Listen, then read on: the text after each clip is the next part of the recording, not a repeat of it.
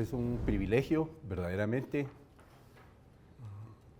tener esta oportunidad para conversar sobre Manuel Ayau, sobre el Muso.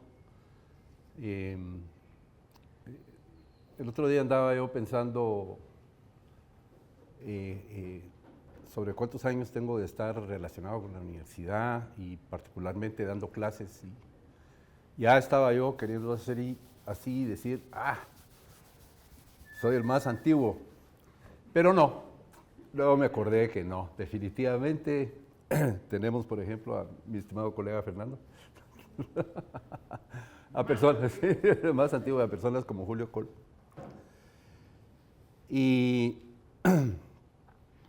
para el día de hoy, pues yo les comento que estaría encantado y feliz de hablar 2 horas sobre el Muso, sobre Manuel Ayau. Yo estaría encantado de hacer eso, de sus diferentes facetas como empresario, educador, activista, periodista, tantas diferentes facetas, sobre todo en mi caso, como mentor, hombre extremadamente generoso con su tiempo, su intelecto, sobre su gran sentido del humor.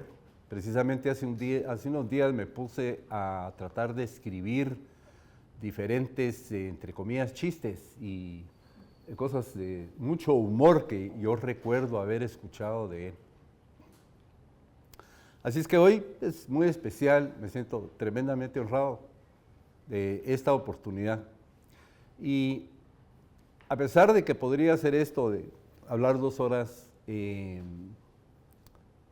estamos en este evento del Club de Lectura particular y especialmente para hablar de Manuel Ayau en su faceta como comunicador, como le voy a llamar periodista, como columnista. No estoy seguro si existe una traducción exacta de la palabra journalism o journalist. La traducción es periodista o periodismo, pero creo que no es exactamente la misma porque un journalist evoca algo así como un cronista, ¿verdad? Algo que es sobre el tiempo y ciertamente pues Muso durante muchos años estuvo escribiendo, hablando y hace un par de meses yo escribí algo corto, precisamente sobre sentido común, sobre este volumen. Y entonces me voy a tomar la libertad de leer, es corto. Y luego lo que les propongo es que tengamos una conversación. Y al tener una conversación, pues yo tengo preparadas algunas preguntas que quizás podríamos discutir, pero yo los quisiera invitar a ustedes a también plantear preguntas, interrogantes, curiosidades sobre, en particular, la obra de Muso, pero en general sobre Manuel Ayau, y creo que eso sería muy enriquecedor. Y entonces espero su apoyo y participación también en ese sentido, de una participación y escuchar las curiosidades que ustedes tengan. Así que me voy a tomar la libertad de leer esto un momento. Yo conocí a Manuel Ayau en 1977, cuando ingresé a la universidad como estudiante. No lo conocí inicialmente, pero pronto tuve oportunidad de hacerlo. Cuando yo ingresé a la universidad, en realidad la idea era estudiar Ciencias de la Comunicación, una carrera nueva que se había abierto. Y éramos, no me recuerdo si 3 o 4, pero tomábamos todas las clases, digamos, como todas las demás, porque se había iniciado la carrera, pero ahí después iba, creo que un poco a ver qué se iba a hacer. Y recuerdo que en ese sentido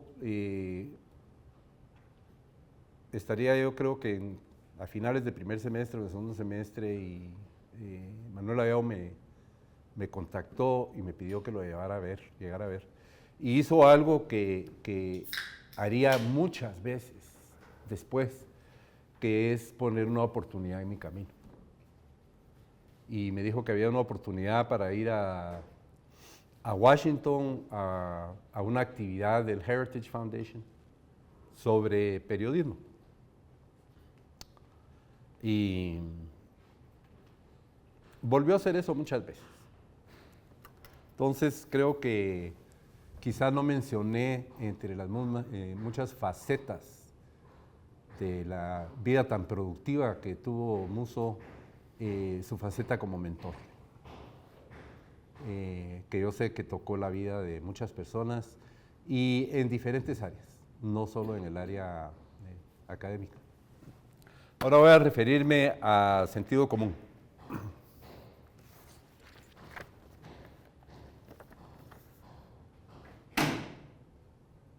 Manuel Ayau Musso fue un hombre de convicciones fuertes, aunque no se le podría describir como una persona ideológica. Su razonamiento era riguroso, ordenado, eslabonado e intelectualmente honesto. Le atraía el reto de que se le demostrara que estaba equivocado, que sacudieran sus ideas para ver si caían errores. Aprender era una tarea de vida para él. Creía en el poder de las ideas y fue feroz combatiente en esta arena.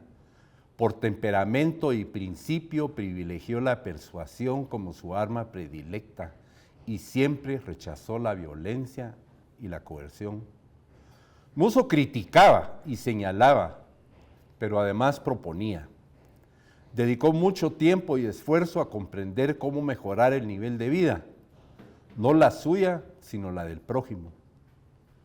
Cuando obtuvo esa comprensión, se dedicó con ahínco a compartirla, explicarla y proponer cómo aplicarla a problemas sociales.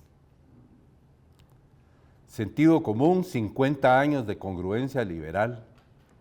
Es una antología de artículos y columnas escritas por Manuel F. Ayau a lo largo de medio siglo. Escribió al menos 2000 artículos publicados en los diarios Prensa Libre, El Imparcial, La Nación, El Gráfico y en tópicos de actualidad del Centro de Estudios Económicos Sociales, el CES, que él contribuyó a fundar. Esta colección recoge 173 de ellos, organizados por décadas, de 1962 a 2010. Es digno mencionar que en los últimos años, cuando publicaba su columna semanal Sentido Común en Prensa Libre, los demás medios de comunicación, de prensa, habían dejado de circular, pero la pluma de Musso los sobrevivió. El Imparcial, El Gráfico, La Nación, ya no más. La pluma de Musso continuaba. Los artículos que escribió durante más de medio siglo atendían tanto problemas sociales, económicos y políticos del momento, como temas eternos que requieren ser atendidos y reaprendidos en toda generación. Combatía el intervencionismo, proteccionismo, mercantilismo, el privilegio y la ingeniería social, las políticas que obstaculizaban la iniciativa y la libertad de las personas para producir y comerciar libremente. Abogaba por el Estado de Derecho, la rectitud, probidad e institucionalidad que promoviera las relaciones voluntarias y pacíficas en la sociedad. A lo largo de todos esos años de pluma combativa con propuesta, cambiaron las circunstancias y los problemas. Sus principios y convicciones se mantuvieron constantes. Fue testigo de victorias. Muchas de sus propuestas y anhelos cobraron realidad. Siempre surgían nuevas situaciones y circunstancias y retos que lo animaban a denunciar, explicar y proponer. Escribió sobre gran variedad de temas y el propósito no es resumir contenidos.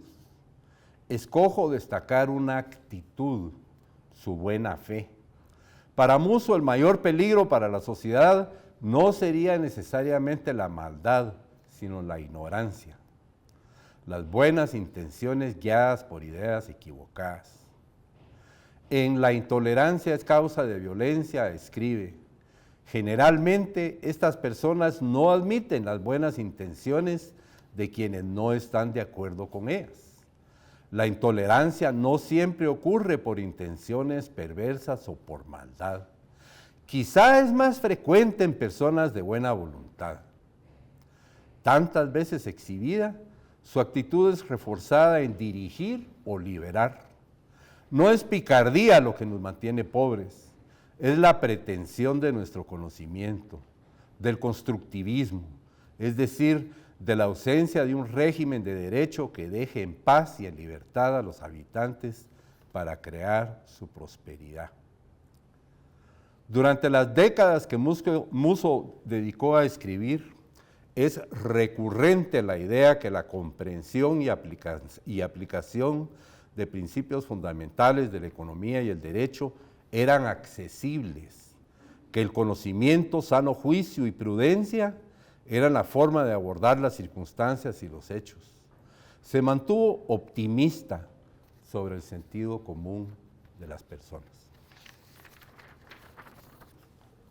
Oscar. Bien, después de esta introducción muy buena de Fritz, yo me quedé con un artículo, una columna de las que tocaba para leer hoy, que básicamente representan todo lo que has comentado ahora, y es el dilema de la derecha.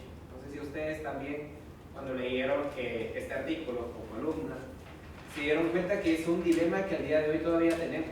Somos pocos los que se atreven a ser congruentes con las ideas. Y básicamente este libro pues es un libro que busca la congruencia liberal, ¿bien? Que fue una lucha que Manuel Ayau tenía y que me parece importante resaltar, dado que estamos celebrando sus 100 años.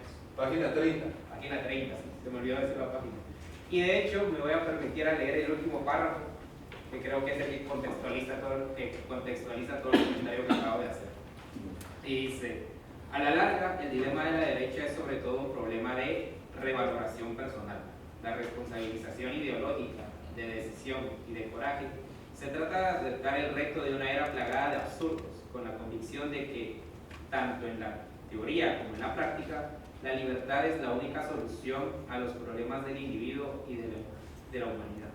Me parece muy interesante porque hoy en día todavía tenemos esa lucha con los absurdos, esa era plagada de absurdos, creo que todavía abunda más en nuestro contexto nacional. Cabe resaltar algunas de las políticas que se han tomado el gobierno en turno. Pero para mí este artículo contextualiza mucho de lo que vamos a ver a lo largo de este club de lectura. Gracias, Oscar. Yo los voy a invitar a que si quieren participar hagamos esto. Si gustan, si gustan. Y por favor, Luis. No, es porque el párrafo que leyó Oscar menciona el coraje y la responsabilización ideológica.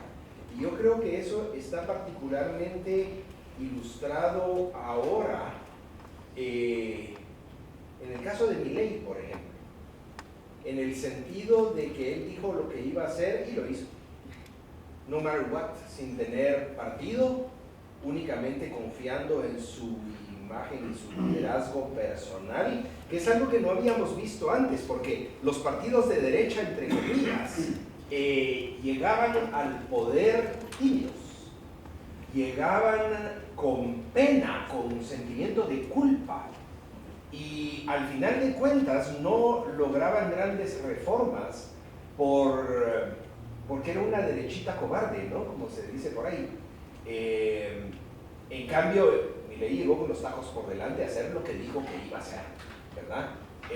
Guste o no guste, hasta cierto punto, desde una perspectiva diferente, Trump también hace eso, ¿no? O sea, llega a hacer lo que dijo que iba a hacer. Y son dos sujetos que están en canastas diferentes, pero creo que la diferencia está entre el coraje y el no sentimiento de culpa. Y ahí me quedo, ¿no? ¿Joel? Voy a cambiar un poquito el tema. Entonces me permite hacer un comentario, porque Oscar... Este es uno de los una de las columnas e ideas precisamente que creo que es muy importante resaltar y subraya lo que decía Luisfi ahorita. Les comento que investigando un poco sobre este mismo tema, que tengo algunos meses de estar investigando sobre Musso, hay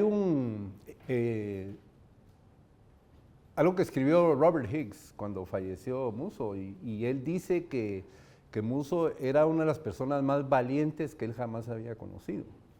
Y creo, Luisfi, que cuando leemos, por ejemplo, en esta primera década, ¿verdad?, de los 60s, lo que Musso está hablando, lo que él está diciendo a la sociedad, lo que le está diciendo a las personas en gobierno, y estamos hablando de una época donde el gobierno todavía sencillamente hacía desaparecer a la gente, ¿verdad? Realmente el valor, el coraje, la valentía de hablar de sus principios. Y si me permitís, Oscar, me parece tan excelente lo que leíste, cuando él dice: el dilema de la derecha consiste en una curiosa mezcla de apatía, complejo de culpa y falta de decisión, que es parecido a lo que mencionaste hace un rato. Incluso quienes piensan que un régimen de libre empresa, régimen de libre empresa es la única alternativa viable y probada, adoptan muchas veces una posición de pasiva indiferencia. En ocasiones eso se debe a falta de conocimiento, pero lo más peligroso es que a veces estas personas se sienten agobiadas por cierto complejo de culpa, ¿verdad? Entonces sí, todo el tiempo supo esto Musso sobre voy a quizá ser impolítico y mencionar sobre la clase social a la que él pertenecía y el empresariado al que él pertenecía, ¿verdad? Que él estaba dispuesto a confrontar no solo al gobierno y a las autoridades y a la izquierda, sino a la derecha misma. Por favor, Yoli. Sí, a mí me ha llamado mucho la atención de Musso, su interés por demostrar que el intercambio es una positiva, ¿verdad? Y así como Fritz, donde dice, se dedicó su esfuerzo a cómo mejorar el nivel de vida. Y cuando empecé a leer este libro me di cuenta que sus primeros artículos de los años 60 está preocupado por ese intercambio, pero con personas de otros países, ¿verdad? Tenemos uno de los primeros artículos que habla del fracaso del libre común y cómo es de importante esa libertad de intercambiar. Y lo sigue demostrando a lo largo de todo lo que escribió, ¿verdad? Gracias. Voy a retomar un poco lo que decían Oscar, Fritz y Luis. El ser congruentes y valientes, que Musso siempre lo demostró, siempre en la misma línea. Y hace unos días hablaba con un compañero de batalla de Debio que trabajamos juntos en esto y dice, es que a veces te hacen caras y como yo piensa lo que le debe haber pasado a Musso. A Musso no solo le hacían caras, su vida peligraba todo el tiempo. Entonces cuando a uno se le traban las carretas dentro de nuestra misma institución, yo siempre pienso, a Musso le gustó, él dejó la brecha abierta, esto no va a ser un obstáculo y hay que avanzar. O sea, a veces nos quedamos como quietecitos porque ahí no logré hacer no sé qué, ahí no logré hacer no sé cuántos, pero si pensamos, vemos esto, hicimos todo lo que Musso hizo, la brecha que abrió, el camino que nos dejó, los resultados en días de 8 pues, o sea, lo que nos toca ya es un poco. Entonces, congruentes con las ideas y si estamos convencidos de ellas, pues valientes con lo que nos toca. O sea, sí, y Milei tiene bastante de loco, si no hubiera hecho lo que hizo y decir lo que dijo, pero bueno, así de repente ellos son los que salen adelante.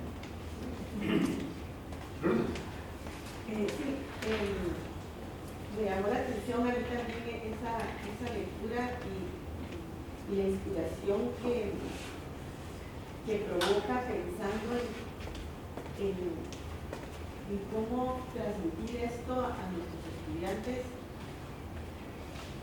que dan por hecho que las cosas como que así fueron, como que si la marroquí siempre fue así, como que no hubo un proceso de verdad de gestionar un lugar.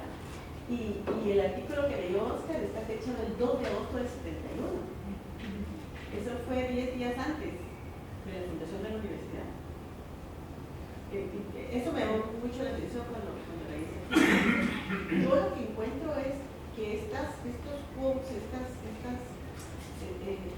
estos temas, cómo son de vigentes, cómo son de inspiradores y cómo transmitirlos para instilar esa pasión a los jóvenes que dan por sentado, como dice Mayra, la cita colchonada donde yo ya me siento a discutir sin sentirme tan expuesto o desde lugares donde me sienta yo más seguro, más protegido que expuesto a la crítica y es lo valiente de los columnistas, como el mismo Fitz, ¿no? Que ahí está su columna semanal haciendo notar que hay que pensar de una manera alternativa a lo que se nos da por sentado que así son las cosas y como que no pudieran cambiar y pensar diferente y atrevernos a ser diferentes.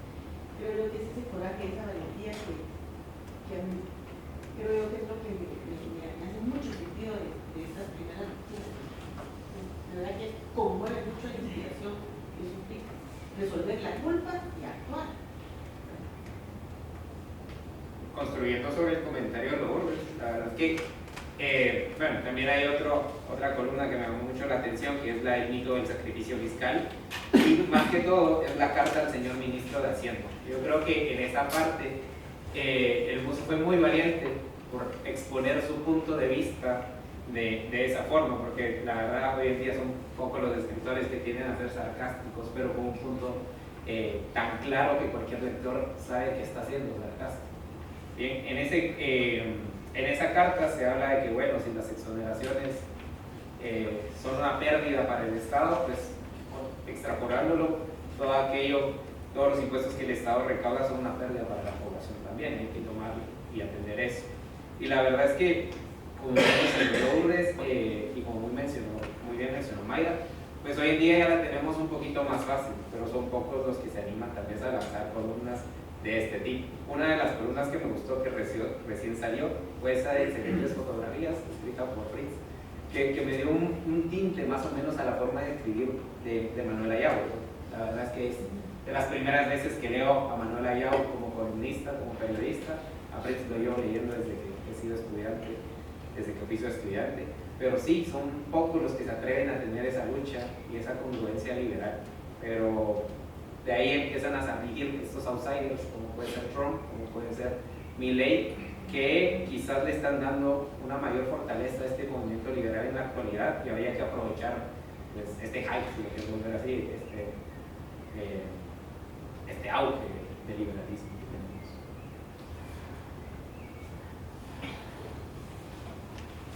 Yo quisiera abordar dos características de uso que vemos a lo largo de sus columnas y en todo lo demás. La primera era cómo mejoraba sus argumentos. O sea, yo me lo imagino de verdad trabajando por mejorar sus argumentos. Debe haber sido fascinante ser una neurona ahí adentro viendo ese proceso. Creo que ella hacía de verdad un esfuerzo por mejorar sus argumentos. Y la otra cosa es que creo que él de verdad creía que las demás personas argumentan de buena fe siempre. A mí eso es algo que me cuesta. Pero así y él lo hacía notar, es decir, yo creo que él tenía la facultad de no hacer sentir incómodo a la otra persona, a menos que se enojara, si se enojara ya era otra cosa. Pero sí hacía ese esfuerzo fascinante por pensar, bueno, esta persona lo que pasa es que no entiende un problema complejo, y también es una virtud que habría que cultivar. Ahí está. Sí, me voy a permitir hacer un anuncio precisamente refiriéndonos a lo que decías hace un ratito, Luisi, y para mañana mi columna se llama, es una pregunta, el título es ¿hay método en su locura? ¿Hay qué? ¿Hay método en su locura? Y es que lo tuve que quitar porque, y les quiero contar algo sobre cómo escribía Musso, lo tuve que quitar porque tenía una larga explicación de dónde proviene ese aforismo. En inglés es Method in his Madness y es de la obra Hamlet.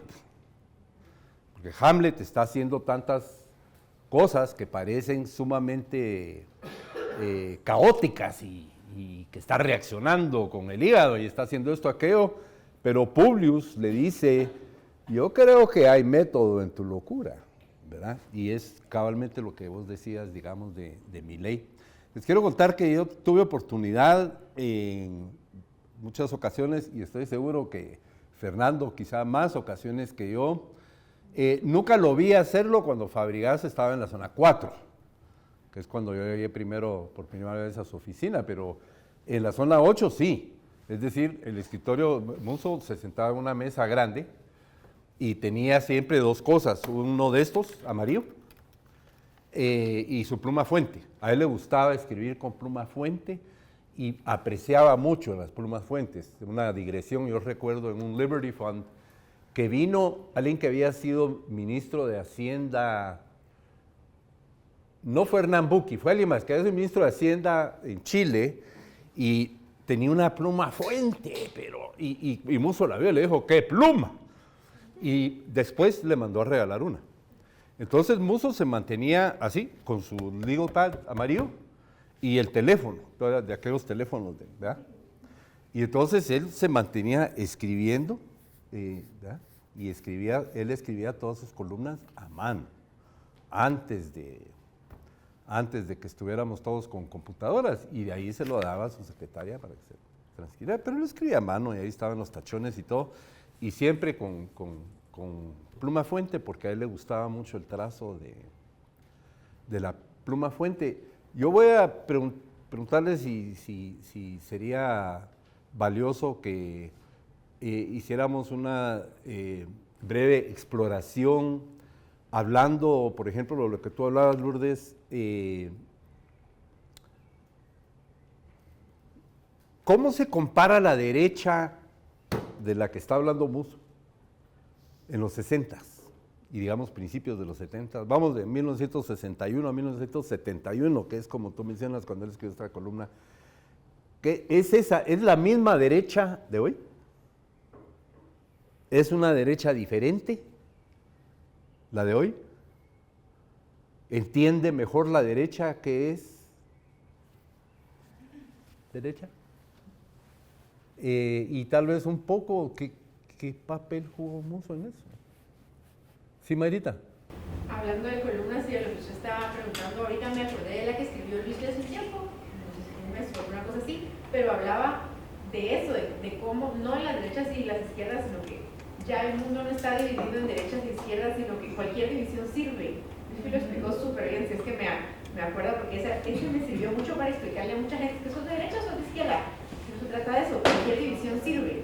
Que dijo Luis que era después de había sido después de algo, que eran las divisiones lo que importaban, no era si era derecha o izquierda, si es blanco o negro, si es mujer o hombre. La escuela de Frankfurt, seguramente por oprimidos y opresores. Eso me pareció fantástico, porque antes estaba muy definido, esta es tu postura, esto es lo que piensas, lo vemos en Historia de Guatemala también, como si había una posición política y de ideas entre partidos políticos de derecha y de izquierda, pero después de algo, ya no existe tal cosa. Es solo en qué estás en contra. Entonces creo que es muy distinto.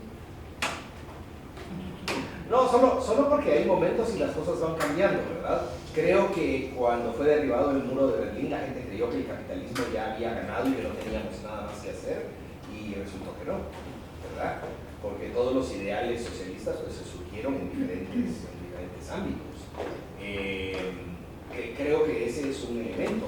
El otro elemento es que políticamente creo que la mayor parte de, no voy a decir líderes porque no son líderes como los que había en los años 60, pero dirigentes políticos se dieron cuenta que lo mejor era andar por ahí por el centro, ¿verdad? Donde todo se valiera y todo pudiera ser flexible y adaptable a las circunstancias del momento, Y entonces ya no hubo una distinción ideológica de, bueno, yo tengo mucho en común, no todo, pero tengo mucho en común con este tipo de gente. Y poco en común con este otro tipo de gente. Tal vez ahora se está empezando a ver, pero sigue siendo muy flexible, muy, como dicen por ahí, si no te gustan mis principios, tengo otros, ¿verdad? Pero está muy buena la cosa. Probable, Luis, sí, probable. Ese no es mío, es por ahí. Sí, yo tengo un poquito de problema en algunas cosas. Bueno, para empezar, los exégetas de lo que decía el doctor Ayao hoy en día. Yo entiendo muy bien lo que el doctor Ayao decía. Creo que todos tuvimos la oportunidad de escucharlo personalmente, muchas cosas que no van con muchas de las situaciones que hoy en día se dan y que nosotros consideramos que son buenas para la libertad y para el capitalismo. Ese es uno. Y dos, la otra situación que me causa dificultad es la eliminación semántica del término. Por ejemplo, yo sigo usando izquierda y derecha, que tengo que poner en un extremo la libertad, digamos, el anarcocapitalismo, y en otro extremo el comunismo, y en medio todas las variaciones que van desde la menor injerencia del Estado en la vida de las personas a la mayor injerencia del Estado. Y esa gama la vemos. Si no queremos llamarla izquierda y derecha, pues no la llamemos así. Pero sí tenemos dos polos. Uno que es la libertad, y entre más libres, más hacia el polo, y otra donde está digamos, el pensamiento colectivo estatista de menor libertad. Yo sí creo que es útil poder definir esto de alguna manera. Hay una moda para eliminar la palabra izquierda y derecha, que por cierto nace en el Parlamento francés, donde se colocaba la gente de cada lado y que no tenía nada que ver con el comunismo y el capitalismo, pero sí ayuda a definir. Tenemos que entonces inventar algún léxico para calificar los extremos, porque de que hay un extremo de libertad, hay un extremo de estatismo, los hay. Yo estoy totalmente de acuerdo con Freddy, ¿verdad? Y que siguiendo las ideas de Ayn Rand, podemos ver en el pensamiento político que la gente, a través de su pensamiento, o va hacia el individualismo o va al colectivismo. Y utilizan posiblemente mucho popularismo para disfrazar las cosas, pero si realmente escarbamos, nos damos cuenta que hay colectivismo y hay individualismo.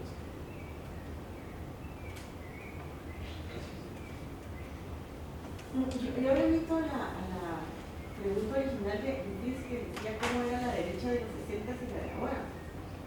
Y lo primero que me surge es considerar la representación que tenía la derecha en los grupos económicos de familias.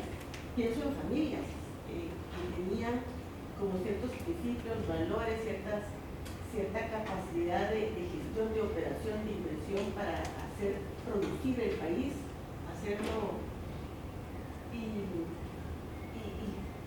no sé por qué lo que me surge es como que había cierta figura patriarcal o matriarcal en estos grupos familiares que daban una línea, una pauta de las acciones que merecían ser imitadas por los líderes de las empresas. Y pienso mucho en esa connotación de empresa familiar, que en la fecha siguen siendo muy prominentes, pero bueno. Y pienso que actualmente esa visión ha cambiado en estos planes de sucesión. No se ha logrado que necesariamente los descendientes de estos grupos familiares, de los empresarios que han impulsado la economía de Guatemala, que ha creado tanto, logren sostener esos principios y valores. Esa es la sospecha que tengo de las diferencias de cómo era la derecha de los 60 y cómo es ahora, ¿verdad? Siento que estamos, puede tratarse de un grupo generacional que está demasiado estimulado por distractores muy efímeros, muy superficiales o muy materialistas que nos alejan de la esencia de lo que fueron los abuelos o los bisabuelos o los tatarabuelos que se bajaron para crear patrimonio. Eso me... Gustavo. Gracias. A mí me gustaría compartir dos observaciones. Una es de recordar que gran parte de la sociedad tiene un conflicto en poder definir justamente qué es derecha y qué es izquierda. Incluso dentro de la parte académica también llega un momento a que existe alguna confusión, ¿no?, de este tipo de términos, y creo que esto es un tema de debate. Aterrizando a su inquietud, bajo mi perspectiva, sí puedo mencionar que ha habido un cambio, realmente no es lo mismo, obviamente por toda la trayectoria en el tiempo y las condiciones económicas, políticas, sociales que ha ido evolucionando. Se han tenido ciertas experiencias y alguna ideología ya puesta dentro de ejecución dentro de la sociedad, y creo que ahí es donde existen ciertos matices que obviamente tienen las bases, pero han causado cierta parte de diferencia ahora. Otro de los puntos que también me gustaría resaltar es la parte de la comunicación. Obviamente Alonso, él quería transmitir justamente lo que estaba pasando por su mente y tener la necesidad de hacerlo ver hacia las demás personas, el conocimiento, y sobre todo que se cuestionaran y que pudieran también crear sus propias ideas.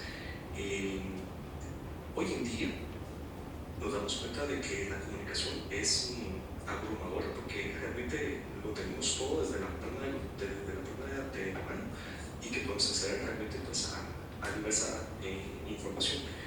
Y a eso quería llegar. Yo en personal sí veo una diferencia dentro de la ideología derecha de los años 60 al presente. Bueno, siguiendo con la pregunta que había hecho Fritz, que todos han retomado, la verdad es que, bueno, ciencia cierta, podría decir que no lo sé, porque en ese año todavía no había nacido, en los 60, pero sí puedo deducir algo de las lecturas que he hecho. Y quería otra vez volver al libro, así al libro de Ha muerto Elias Kirk, sí, en la página 17, se menciona mucho que ha habido un juego de palabras.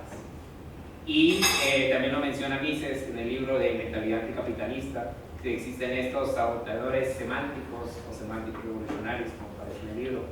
Y creo que es lo que hoy en día tenemos con la derecha. Existen todas estas personas que han tratado de jugar con los términos, que han tratado de mostrarlo a conveniencia. Hoy en día la palabra liberal ya no hace referencia a lo que hace 60 años hacía referencia. Hoy en día alguien liberal es alguien pues, que permite otro tipo de creencias que no tienen nada que ver con el liberalismo clásico. Bien, y también tenemos hoy en día exponentes que son tomados como figuras liberales cuando realmente son dictadores. ¿Okay? Y aún así la gente los afama y dice, no, esta es la derecha que debe estar en cada uno de los países. Hace poco se tuvo una conferencia de prensa donde precisamente hablaban de esto. Y dentro de las personas que estaban en esa conferencia, pues creo que la figura que representaba el liberalismo ahí no es del todo el liberalismo clásico que se exponía en los años 60, por ejemplo. Sí, bastante de lo que dice Oscar, de acuerdo, pero en otro seminario comentaba la vez pasada que la culpa es de los liberales clásicos, porque no hemos sabido dar a conocer lo que esto significa. Fíjense que el capitalismo tiene tan mala fama y tan mala prensa gracias al mercantilismo que hemos tenido y a que los mercantilistas se autodenominan liberales y capitalistas. Cuando esto sucede, todas las acciones mercantilistas, que siempre son injustas, porque no solo no permiten la libre competencia, sino permiten los monopolios y permiten una serie de aberraciones contra las que está la economía de mercado y la solución, digamos, de mercado a los problemas de la sociedad. No solo arruinan la imagen, sino que además no les hemos sabido decir a las personas, no, es que no son, porque tenemos miedo también de pelearnos con la gente que maneja mucho dinero y que muchas veces tiene que ver con las instituciones donde nos congregamos, pero sin abundar más en eso, deberíamos de ser un poquito más puros en definir qué defendemos cuando decimos libre mercado, solución de mercado, capitalismo. Hay muchísimos empresarios que son verdaderos capitalistas y verdaderos liberales, pero hay, y evidentemente, ciertos grupos que acaparan la atención de la gente que no representan esas libertades y que se ocultan detrás de esa definición. Y la gente hoy en día define capitalismo como un grupo de ricos que solo andan buscando privilegios, lo cual es totalmente diferente al concepto capitalismo.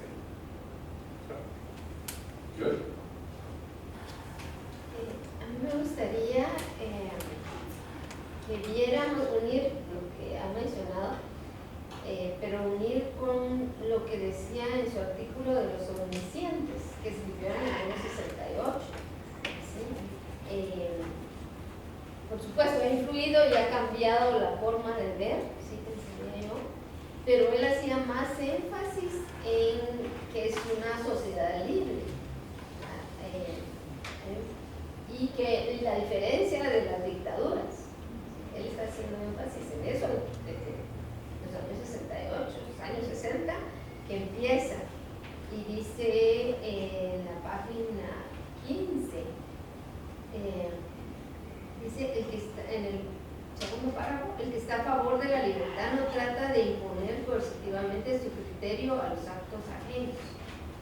Quien defiende la libertad basa su postura en la premisa de que los demás sabrán escoger cómo disponer de lo propio, qué hacer y qué no hacer, y que el deber del Estado es proteger los derechos de libre, honrada y pacífica disposición del patrimonio, tiempo, talento o energías, nunca la de asumir posturas paternalistas o pretexto de que los hombres no saben encauzar sus decisiones hacia su propio mejoramiento. Y luego nos dice lo importante, que a mí me ha gustado mucho, de que la postura paternalista está tratando de indicar a las personas qué deben de hacer, y él dice que debe ser a través de la persuasión. Es en el siguiente párrafo. Una sociedad libre dirigente tiene como único instrumento la persuasión pacífica y será seguido siempre que su dirección sea voluntariamente aceptada por sus conciudadanos.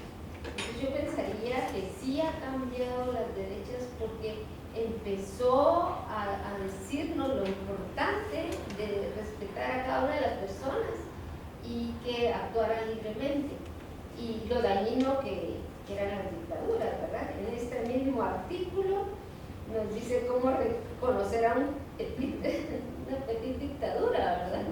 Y nos dice todos los puntos que tiene esa dictadura. Entonces yo creo que con ese énfasis que ha hecho durante, que empezó a hacer desde el año 68, ¿verdad? Hasta los años 2000, con todo lo que escribió, nos ha ido diciendo esa diferencia. Y yo creo que eso ha permeado de alguna forma entre las derechas y las izquierdas. Sí, pienso que a nivel de Guatemala, primero la derecha no tuvo desde un principio un fundamento ideológico de ningún tipo, porque era anti.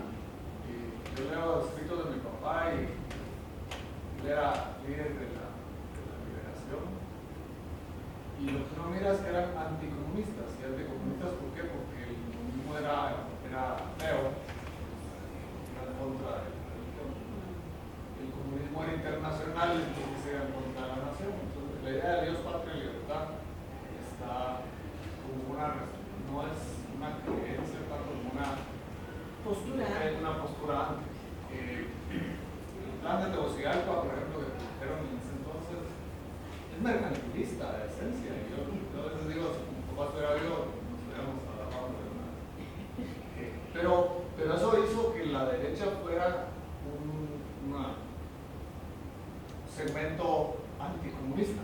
Y con la guerra civil, con el conflicto armado interno, obviamente no había espacio para hablar de la libertad. O sea, el Musso hizo un gran trabajo en ese sentido, porque él estaba hablando solo, al final de cuentas, porque era cuestión de la guerrilla destruye el patrimonio de las empresas, entonces se asocia de alguna manera como que la derecha es capitalista, la derecha no lo es, nunca lo fue, porque realmente era una reacción a sus intereses en los cuales había una amenaza real, física, indiscutible, pues, o sea, muchos perdieron la vida, muchos perdieron patrimonio, porque había una amenaza concreta que esa sí tenía una identidad que era los comunistas. Entonces, al final, un poco lo que se ve es que cambian los tiempos y como que dicen, bueno, ganamos y aquí ya nos vamos a dedicar a lo nuestro, pero lo nuestro nunca fue la defensa de la libertad como la defensa. Entonces, si tampoco caigamos en creer que antes los de la derecha eran liberales, yo creo que nunca lo fue. Siempre fueron mercantilistas porque eran sus intereses y el mismo Adam Smith lo dice, pues, o sea, cuando los empresarios se juntan a confabular contra el mercado, mucho cuidado, o sea, si tenemos evidencia de que lo que realmente pasó y es contra lo cual el Musso se enfrentaba con sus amigos y no tenía espacio de que era mercantilista. Últimamente, como él mismo lo dice, hay dos sistemas, el que defiende la libertad, que solo es uno, solo es la libertad, y todos los demás que la atacan de diferentes formas, colores, frentes. Y esos dos que teníamos últimamente ambos respecto a la libertad, atacando, priorizando ciertas cosas, pero era una derecha conservadora, anticomunista, y que entonces se topa ahora con un mundo diferente, donde eso ya no era sustento. Y esa ingenuidad, porque no sé qué tanto se puede llamar de eso, me he referido que como ya ganamos, entonces ya nos dedicamos a producir y todo el mundo va a estar feliz. Se les coló que los otros simplemente cambiaron de discurso, cambiaron de método, pero cambiaron de bandera, pero la destrucción de la izquierda esa sigue organizada, distribuida. Finalmente solo creo que lo que ha sido muy bueno es crear ese concepto de la posverdad.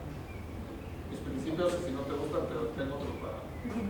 Entonces ya es hasta difícil argumentar con la gente porque ya no saben ni qué decirles, porque lo agarran. Por lo menos antes eso sí era más claro, ¿no? Era la no, yo quiero repetir algo que personalmente le escuché decir al doctor Ayala. Nunca le pude decir Musso, pero no por una situación que acostumbré a decirle doctor, porque lo conocimos otro ámbito. Y él me decía, probablemente se lo dijo a mucha gente, yo puedo hablar con marxistas, puedo hablar con socialistas, puedo hablar con socialdemócratas, puedo hablar con la derecha también, pero no puedo hablar con los mercantilistas, porque con ellos no se puede, porque no están dispuestos a dejar sus privilegios. Creo que ese punto a mí sí me dejó muy clara la idea de que él no estaba hablando de mercantilismo, ni tenía nada que ver con eso. No, hablando de privilegios, una vez lo oí decir, donde hay un privilegio, donde hay un privilegio no hay Estado de Derecho.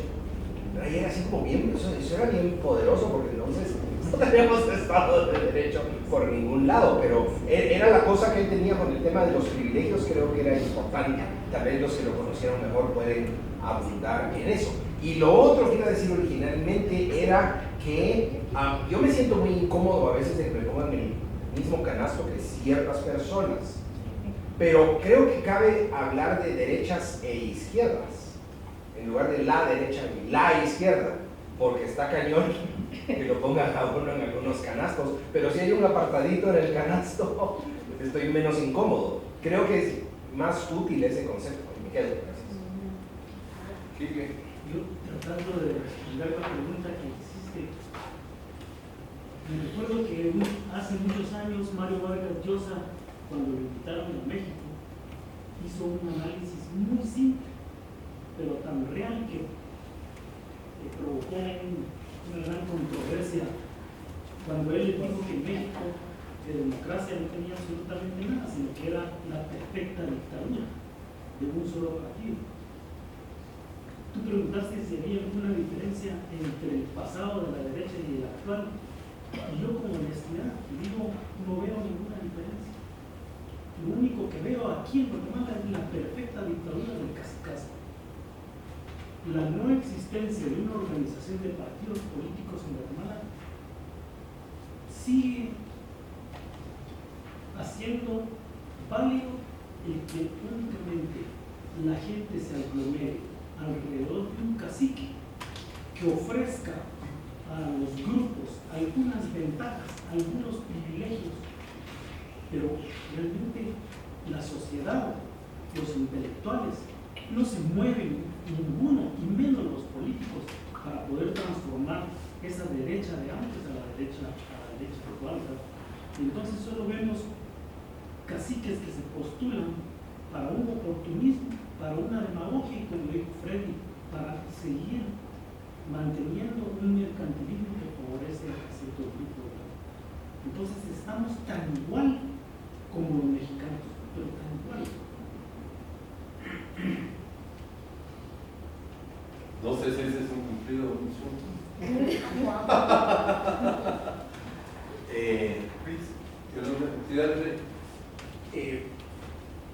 Fíjense que tal vez es un cumplido, pero además el otro cumplido es, estoy ahora en un par de grupos, me invitaron, uno de ellos se llama Los Libertarios, los leo cuando llega, a veces ya no los leo porque es mucho, y veo la cantidad de mezcolanza que hay en el pensamiento de la gente, cómo se han vuelto apologetas de gente que no está en la filosofía de libre mercado, y otros se han vuelto fanáticos patrioteros, y me pongo a pensar que la Francisco Marroquín es el único lugar de Guatemala donde se puede estudiar académicamente, con congruencia, científicamente, es decir, con información contrastada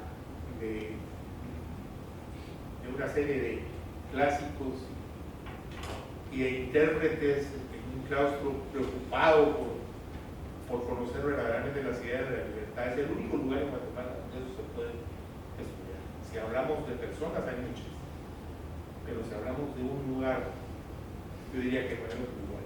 Digan lo que digan y digan que algunos dicen que ya no es lo mismo y una serie de cosas, pero no existe otro sitio, y probablemente en muchas partes del mundo tampoco, como en este lugar. Así lo siento y estoy seguro que sí.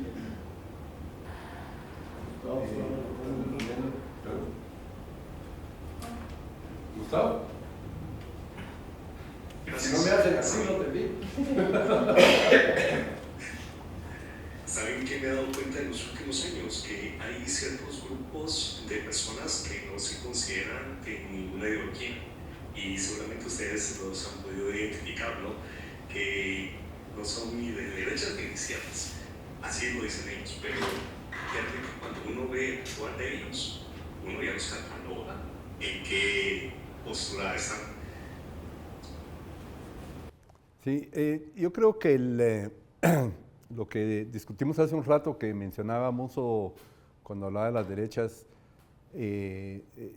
uno, hay mucha apatía, definitivamente hay apatía, hay un sentido también de que yo estoy como por encima de eso. O sea, yo no estoy con esas cosas de derecha, izquierda, de todo eso, yo estoy como por encima de eso. Creo que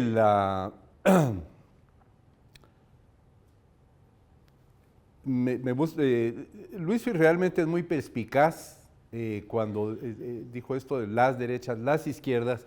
Yo creo que también los libertarios, los libertarianismos, porque ahora los hay. Si uno ve, por ejemplo, un candidato del Partido Libertario ahorita en la última elección en Estados Unidos, que si uno escucha lo que está proponiendo, dice, no, definitivamente no.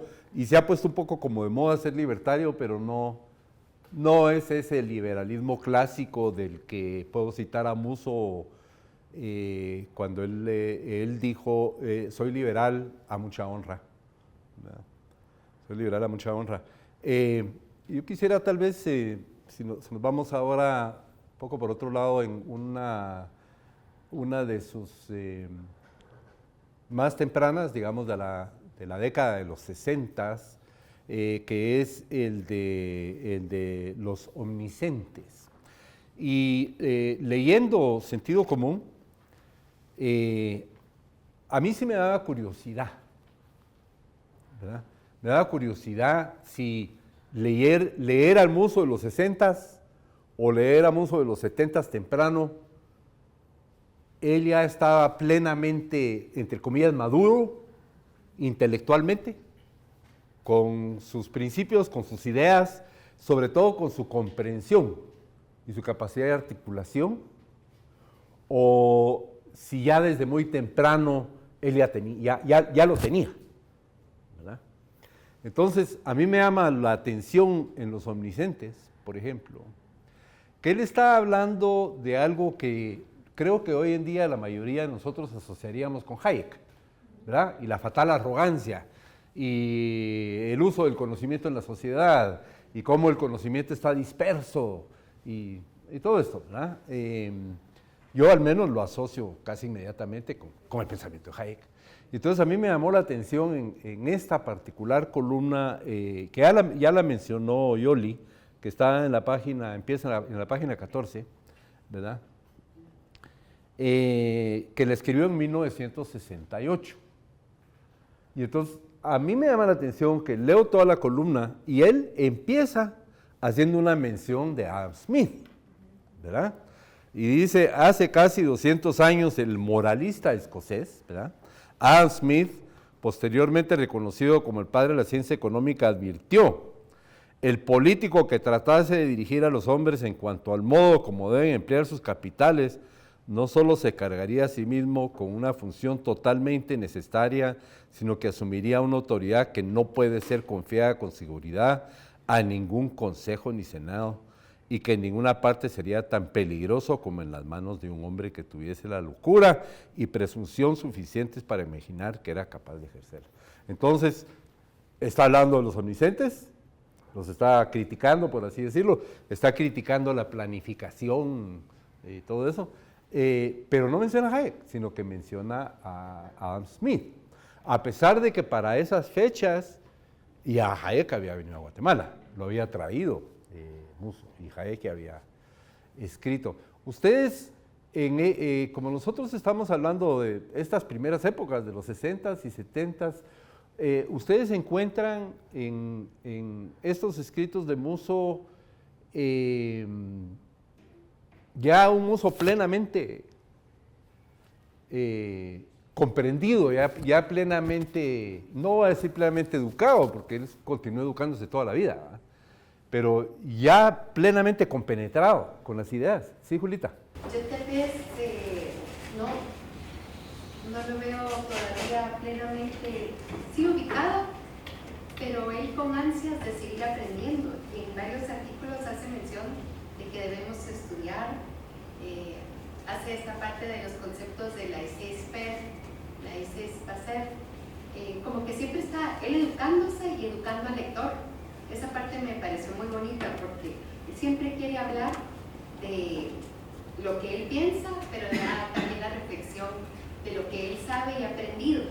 Y en algunos casos hasta pone, lograrlo no es tarea fácil, debemos estudiar, tenemos que dejar de inventar y de improvisar, pero esto hace en algunas columnas donde pone, es importante asesorarnos, es importante buscar solución, como que yo lo veo a él indagando y tratando de saber más y mostrar la sencillez, y también menciona eso, de no seguir repitiendo los errores, sino de buscar otras soluciones. Así que yo creo que todavía está en ciernes. Oscar. Gracias. Solo porque, vamos a ver, para el 68 llevaba ya cuántos años de estar estudiando, ¿verdad? Más de una década. Sí, en el 58 se fundó el CES, quiere decir que debe haber estado muchos años antes, ¿verdad? Que estaba activamente estudiando, eso es admirable, por un lado. Por otro lado, también la gente de la que se rodeaba, o sea, la gente con la que conversaba, eso debe haber sido fascinante. Ben Robbie, por ejemplo, tiene un artículo sobre quién es libertario, qué es ser libertario, es un artículo viejo que publicó el CES hace mucho tiempo. Había una inquietud de definir qué es, ¿verdad? Y Musso lo logra aquí muy bien con una serie de bullets. Pero él ya tenía años de estar educándose. Ya Mises había venido en el 66, 60. Ahí no venía hasta el 70 y pico al viejo campus. Sí. Pero ya eran amigos de hace mucho tiempo, ¿no? Eso es lo fascinante. Pues solo, si puedo solo intervenir un segundo aquí, ahorita voy a Oscar, como yo lo tengo entendido, Luis, es que hubo un momento, una época muy corta de gran aceleración, le voy a llamar. Y fue ya por ahí esos años 58, o sea, ahí él no llevaba tantos años, creo yo. Al menos no de encontrar, tal vez de buscar, pero que ya estuviera, digamos, esto es lo que yo tengo entendido, en la ruta que eventualmente descubrió y siguió el resto de su vida. Esto fue ya tarde en los 50. Creo incluso que ya, o estaba a punto de, o ya se había fundado el CES, que fue cuando uno de los amigos regresó de este seminario que había ido de México, había ido a un seminario del FI en México, y él regresó con un montón de folletos, y les contó, miren muchachos, y ahí estaban tal y tal, y hablaron que esto, y hablaron aquello, y entonces en las reuniones leyeron los folletos que él había traído, las cosas, y dijeron, wow, ¿verdad? Esto sí que, wow. Y ahí fue donde él y Ulises fueron a FI. Y, creo yo, entonces que fue un como, o sea, venían así como tratando, buscando, y de repente, hey, aquí está esto. Y, tengo entendido, lo voy a researchar más. Perdón, Oscar. Respecto a la pregunta que hacías de cómo mirábamos el pensamiento de Manuel Lauriago de los años 60, si de pronto estaba en un periodo de maduración, pues a mí en particular, cuando hablábamos del artículo o columna que lleva por nombre Alternativas ante la Ley de Control de Cambios, así en la parte final, bueno, básicamente todo el artículo, a mí me dio, no sé, la idea de que de pronto el Musso atribuía la inflación a otros factores, no la idea clara de la escuela austríaca, que la inflación se genera por un factor exógeno, que es la emisión monetaria por parte del Banco Central. A mí me parece que él atribuye la inflación a las importaciones y exportaciones, que de pronto no es un concepto tan arraigado al concepto austríaco que tenemos de inflación. Entonces, desde mi perspectiva, por lo que entendí, de pronto hice la lectura muy rápido, él estaba todavía construyendo estas bases sobre qué era realmente la economía austríaca, o él estaba descubriendo. Sí, yo creo que también mucho de la forma como Musso escribía era parte de su educación. Sí, a él lo ayudaba a pensar y a desarrollar y a aclarar sus ideas. Creo que estaría de acuerdo, estaría de acuerdo contigo y con lo que dijo Julita hace un rato, que sí, el pensamiento de Musso y su educación evolucionó mucho. Y también diría que la propia educación y las ideas de todo este mundo que le vamos a llamar liberal clásico, si te parece, Freddy, también evolucionó.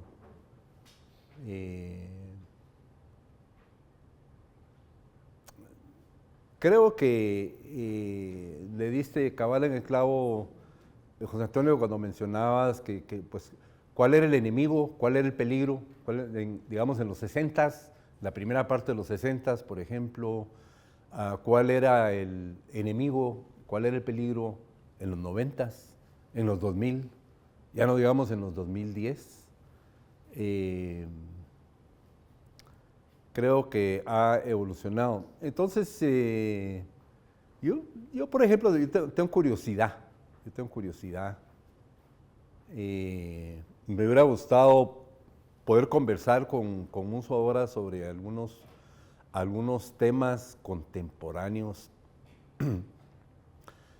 Casi es una de hereje lo que voy a decir ahorita, ¿verdad? Pero digamos leyendo a Deirdre McCloskey, por ejemplo, entonces ella tiene un ensayo en el que menciona, no es honesto que veamos el mundo y los efectos económicos, por ejemplo, solo como gana-pierde, al estilo, por ejemplo, de no es un juego de suma cero.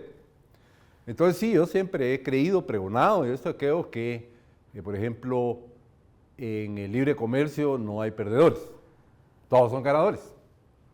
Podemos estar de acuerdo, pero Deirdre McCloskey dice, no, es gana, pierde. Es decir, sí, viva la eficiencia, viva el consumidor, ¿no? Pero el que tuvo que cerrar su fábrica y 25 personas se quedaron sin empleos, pues él perdió. Ahora, que en balance la sociedad gana, sí. ¿Verdad? Y menciono esto porque algo que no está tan presente, creo yo, tal vez sí lo está, sí lo está, pero digamos para Musso, si yo tuviera que escoger un tema que fuera el preferido de él al hablar de economía, era la ley de ventajas comparativas. Eso a él le encantaba, le fascinaba, le gustaba explicarlo, le gustaba hacer la tabla y esto y aquello y sí, ese era el tema que a él le encantaba y le fascinaba. Yo veo que él tiene estas ideas claras.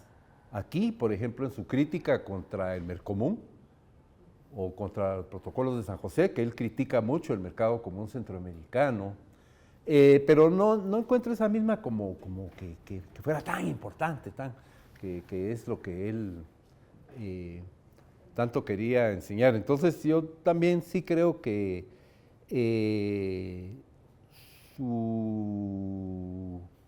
le voy a llamar economicismo, su economicismo fue un poco más lento en su evolución que sus principios.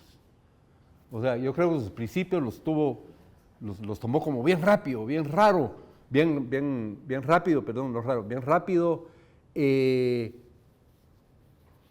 pero su propia educación económica le tomó un poco más de ir a agarrar todos los nuances y los puntos finos. Freddy. Sí,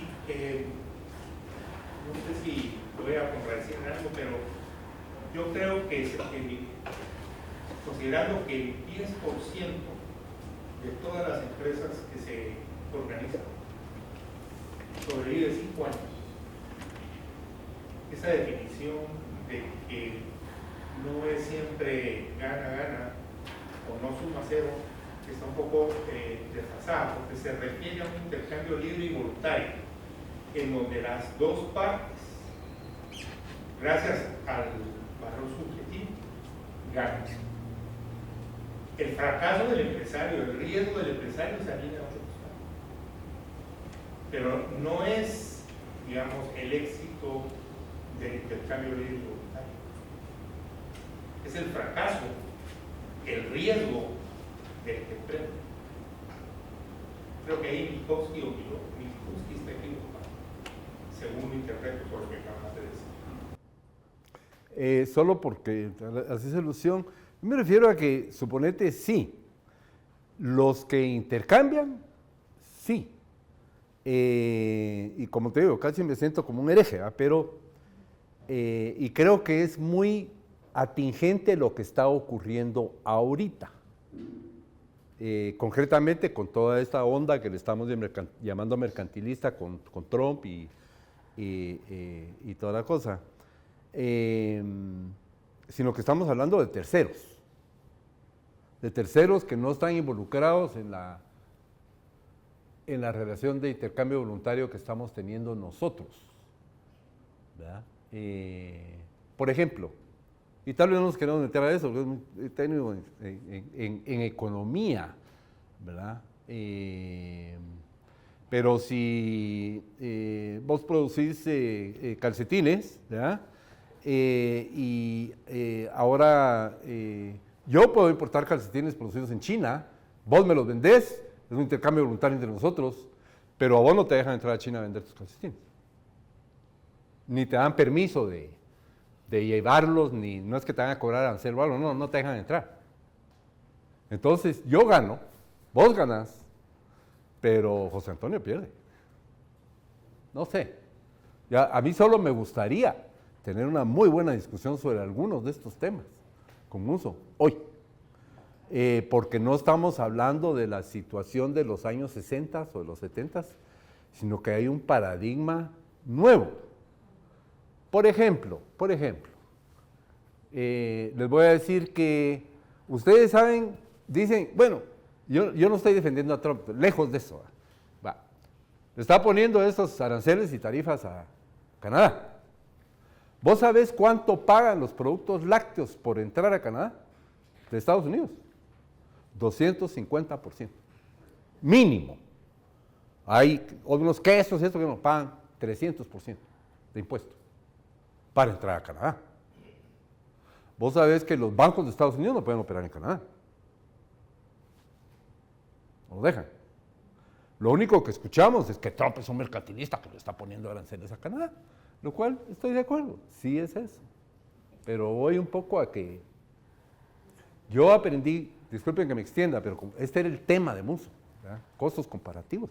Yo aprendí, y siempre estuve de acuerdo, yo aprendí con Musso que, mira, en el caso que yo estoy poniendo, por ejemplo, dicen, no, es que en el ejemplo, es que los calcetines chinos tienen subsidio del gobierno chino. ¿Qué respondería Musso? Creo yo. ¿Y qué respondería yo? Bueno, si los chinos quieren subsidiar mis calcetines para que yo los tenga más barato, pues bienvenidos, ¿verdad? Qué bueno si los tributarios chinos me están subsidiando a mí. Pero ¿y José Antonio? ¿Verdad? Entonces solo les mencionaba pues que cómo me gustaría a mí ahorita poder discutir con la persona que yo creo que mejor entiende, o mejor entendía, perdón, este tema de las ventajas comparativas. Óscar. Perdón, Quique. Bueno, respondiendo en cierta manera lo que tú decías al principio, cómo era el pensamiento del doctor Ayau. Yo me recuerdo cuando yo vine después de una beca de estudios sobre el medio ambiente y donde siempre se hablaba de que el medio ambiente condiciona el desarrollo de los países y que ese era uno de los grandes problemas del tema. Entonces invitamos al doctor Ayau con un grupo de amigos para platicar sobre su visión del progreso nacional. Y yo recuerdo admirar en él su espíritu de evolución en el conocimiento, porque precisamente cuando le preguntamos que cómo era que él se había involucrado, porque él era ingeniero mecánico, que cómo él se había involucrado realmente en la economía, él nos contó de que lo primero, cuando él regresó de haberse graduado de ingeniero a los 5 años, él se comparó con sus compañeros de estudios y se dio cuenta del gran progreso que habían adquirido sus compañeros que estaban en Estados Unidos en comparación con él. Y él se dio cuenta de que realmente no había progresado. Después, entonces, él hizo ese análisis de qué era lo que había pasado en esos años con respecto al progreso de los Estados Unidos y el progreso de Guatemala. Y se dio cuenta de que Guatemala seguía en la misma pobreza y que él también era parte de esa pobreza. Entonces nos dijo, de esa forma fue como yo fui abandonando mi idea de ser un ingeniero mecánico, en el que creía que el progreso se podía planificar, y empecé a buscar mis respuestas dentro de la economía y la encontré y me empecé a involucrar en lo económico porque consideraba que el punto económico era lo esencial en el progreso, y de esa manera fue como llegué a la escuela de Chicago, a las ideas de la escuela de Chicago. Entonces es admirable, ¿verdad? Cómo él, siendo una persona acaudalada, siendo un graduado de los Estados Unidos y con un cierto nivel de trabajo, que él siguiera estudiando porque no comprendía realmente cómo él no podía progresar y cómo el país, porque sí, eso sí, a mí, eso sí me causa mucha admiración en él, que siempre mencionaba: este país está tan pobre y cuáles son las raíces por las que este país no sale de la pobreza. Eso me pareció muy interesante y creo que es el punto esencial de la evolución en su pensamiento. Muy interesante, Quique. Fíjate que hay diferentes versiones y historias de cómo Musso se empezó a interesar y llegó y esto y aquello. O en otra ocasión yo les compartiría por lo menos una que él me dijo a mí, que no es la canónica, y la que vos mencionás, nunca la había escuchado. Nunca la había escuchado. Bien, ahora como vidente, entiendo también que este club de lectura es para compartir las vivencias que tenemos con el Musso. Lamentablemente yo entré en la U en el 2016, se falleció en el 2010. No tuve un contacto directo con él, me lo perdí seguramente. Pero sí con las cápsulas que hay en New Media. Y una de ellas, precisamente ahorita que mencionó Fritz, lo de la ventaja comparativa, que es de los temas que Musso principalmente abordaba con mayor emoción. Pues yo creo que esa emoción se contagiaba, porque es precisamente ese tema que viene en una de sus cápsulas lo que a mí me hizo interesarme por la economía, el ver cómo sin aumentar recursos podemos producir más a través de una correcta división del trabajo y una especialización. Para mí eso era magia en el 2016, entender cómo podíamos duplicar incluso la producción sin necesidad de incluir más recursos.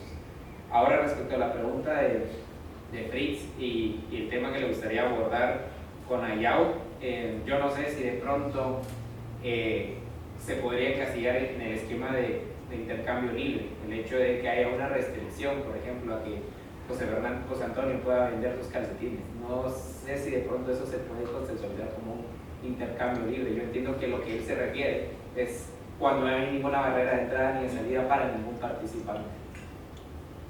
Pero creo que sería una buena discusión, y si estuviera vivo, les pediría que me invitaran. Sí, retomando lo que dijo Oscar, yo pensaría que la respuesta está en su libro, porque él sí habla de la posibilidad de quiebra. O sea, él defiende los intercambios libres y voluntarios, pero dice que una empresa puede quebrar por no satisfacer al consumidor, pero también dice porque hay intervención del gobierno. Entonces aquí la respuesta al caso de José Antonio sería: sí hay una intervención, ¿verdad? Si los calcetines son subsidiados, por eso es que los de José Antonio no se quedaron en el mercado, ¿verdad? Y la intervención del gobierno puede ser tanto para Guatemala y China, ¿verdad? Este es de otro gobierno. Y que si él consideraba que debería de seguir mejorando, sí. Hay un memorándum, no estoy segura del año, pero seguro que es del año 2000, que él escribió para fiduciarios, a profesores y personal administrativo, y en donde él explica el por qué se deben de dar las clases, digamos, en el centro Hasley, y menciona que debemos de llevar su libro, pero dice: considero que el capítulo del sistema de precios le hace falta. mejor recurran a Kirchner y mejoren. O sea, él siempre estaba viendo que había la posibilidad de mejorar. Sí, quería primero agradecer por organizar estos individuos, porque es muy pertinente leer el libro y es mucho más valioso pues discutirlo con ratos como ustedes en la situación. Lo que quería comentar es sorprendente de los artículos de don Manuel, ¿verdad? Que los temas que mencionan siguen siendo vigentes hasta hoy. Por ejemplo, el artículo que publicó sobre las empresas que se manejan en el gobierno en 1960, lo está comentando, ¿verdad? El caso de Tegua o de... La columna que dice pi, pi, pi, pi. Los servicios telefónicos manejados por el gobierno y los pactales que es esto, ¿verdad? Y veamos ahorita la Secretaría de Puerto, ¿verdad? Que es un tema que es bien interesante precisamente analizar eso de cómo esta, digamos, cómo sus artículos y la teoría, digamos, del liberalismo, cómo ha impactado el país y cómo podemos ahora pues igual terminar, ¿verdad? Porque ya mencionaron ustedes algo que les hace falta, hizo un partido político fortalecidos y verdaderos, ¿verdad? No solamente seguidores de un caudillo temporal, ¿verdad? Que es lo que pasa hace años en el país. Pero, ¿cuál ha sido el impacto de todos estos artículos y de su teoría en Guatemala, en el país? ¿Verdad? La universidad es un gran resultado, pero pues, yo no viví desde la época de los 70, pero es importante analizar cómo desde ese tiempo está en una teoría constante de el continente y que no se lograba avanzar en muchas cosas. La pregunta es cuál es el impacto y cómo podemos mejorar el impacto.